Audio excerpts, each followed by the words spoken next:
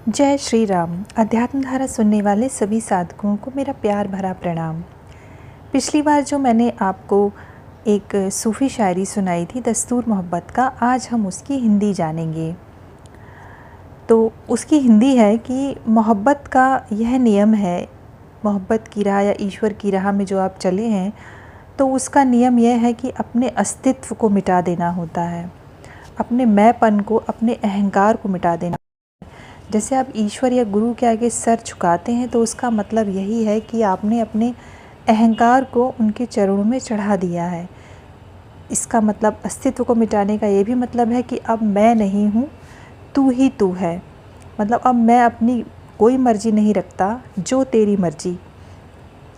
और इस तरह से, इस राह पर इस तरह से चलने में, अपने अहंकार को ख़त्म करने में, अपने अस्तित्व को मिटाने में, क्योंकि अस्तित्व या अहंकार आप इतनी आसानी से ख़त्म नहीं कर सकते, गुरु ही आपके अहंकार को ख़त्म कर सकते हैं।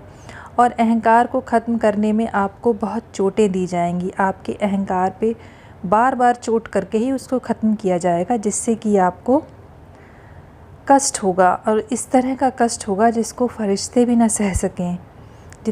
जिसका जितना बड़ा अहंकार होगा उसको उतना ज़्यादा कष्ट होगा। तो इस राह में, मोहब्बत की राह में या ईश्वर की राह में, हर तरह का दुख उठाने के लिए तैयार रहना चाहिए। ये नहीं सोचना चाहिए कि हमको सिर्फ़ हमारी इच्छाएं पूरी होंगी या हमको खुशी खुशी आनंद ही आनंद मिलेगा। नहीं, आपके प्रेम की परीक्षा ली जाएगी। प्रेमी को तरह तरह के कांटे चुभा के, उसको कठिनाई में, परेशानी में, कष्टों में डालकर उसका इम्तिहान लिया जाता है और देखा जाता है कि इसकी मोहब्बत सच्ची है भी या नहीं, इसको कितना विश्वास है ईश्वर पर या गुरु पर। और इस तरह से आपका इम्तिहान भी लिया जाता है और साथ में इन कष्टों और इन दुखों के द्वारा, परेशानियों के द्वारा आपके संस्कार भी मिटाए जाते हैं।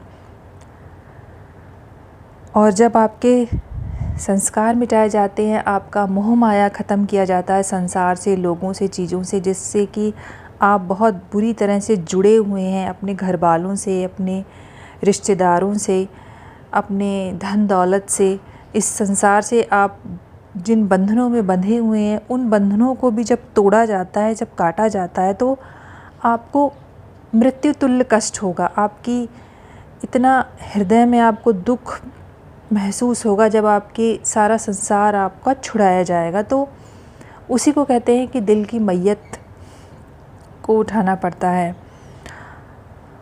और ये सब गुरु अपनी कृपा से कितनी आसानी से कर लेते हैं। और जब दिल में मोहब्बत होती है ईश्वर या गुरु के लिए, तो ये सब कुछ बहुत आसानी से हो जाता है।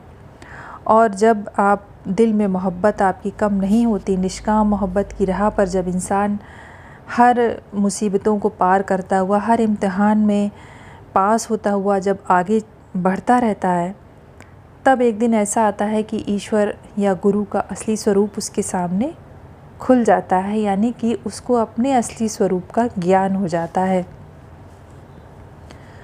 और ये गुरु का या ईश्वर का ही एक बहुत बड़ी मेहरबानी है, उनकी कृपा है, जो उन्होंने अपनी मोहब्बत हम लोगों के दिल में पैदा की। क्योंकि एक सांसारिक मनुष्य के हृदय में अपने आप ईश्वर या गुरु के प्रति मोहब्बत पैदा नहीं होती। जब वो दुख से पीड़ित होकर या ईश्वर की किसी भी तरह से भक्ति करता है, सांसारिक चीज़ों के लिए, या किसी भी तरह से ईश्वर अपनी कृपा करते हैं, उस पर मेहरबानी करते हैं, तब उसके अंदर सच्ची मोहब्बत या निष्काम मोहब्बत गुरु के प्रति या ईश्वर के प्रति पैदा होती है। और धीरे धीरे धीरे धीरे वह बढ़ती जाती है। और इसी मोहब्बत के सहारे वह सारी मंजिलों को बहुत आसानी से पार करता हुआ अपने असली स्वरूप में मिल जाता है।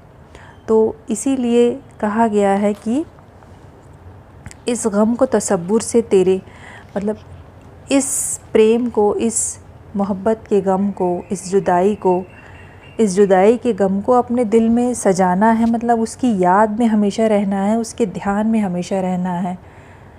और उसी ध्यान में रहकर, उसकी याद में रहकर धीरे धीरे सारी मंजिलें अपने आप पार होते हुए हम हमेशा के लिए उसमें मिल जाएंगे, अपने असली अस्तित्व में मिल जाएंगे। तो उम्मीद है कि आपको इसका हिंदी का अर्थ समझ में आया होगा। अगली बार फिर मिलेंगे, तब तक के लिए नमस्कार।